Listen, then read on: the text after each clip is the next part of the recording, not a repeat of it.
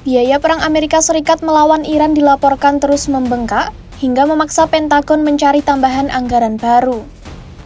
Kementerian Pertahanan AS atau Pentagon disebut membutuhkan dana tambahan sebesar 80 miliar dolar AS atau sekitar 1,428 triliun rupiah. Berdasarkan laporan Wall Street Journal dan mengutip Reuters Kamis 18 Juni 2026, informasi tersebut disampaikan Wakil Menteri Pertahanan AS Steven Feinberg kepada para anggota Kongres. Wall Street Journal mengatakan, informasi itu berasal dari sejumlah sumber yang mengetahui langsung ihwal anggaran perang. Media AS itu juga menyebut, tambahan anggaran itu tidak hanya diperlukan untuk menutup biaya perang dengan Iran. Sebagian dana juga akan dialokasikan untuk berbagai kebutuhan lain di luar sektor pertahanan.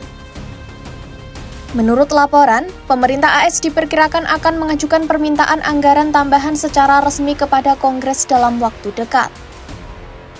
Usulan itu disebut mencantumkan dana bagi Pentagon, sekaligus mendukung program prioritas lain seperti bantuan pertanian dan penanganan bencana.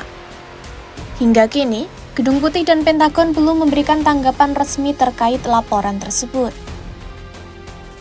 Sebelumnya, seorang pejabat Pentagon pernah memperkirakan biaya perang dengan Iran mencapai sekitar 20 miliar dolar AS atau sekitar 446 triliun rupiah.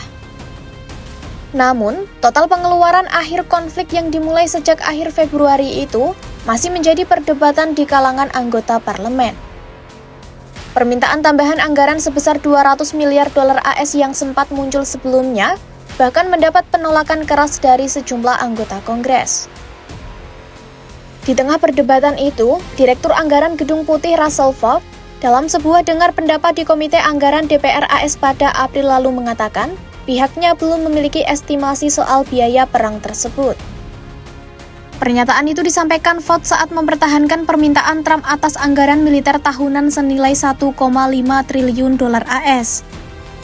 Usulan tersebut menjadi bagian dari prioritas Partai Republik menjelang pemilu paruh waktu pada November mendatang.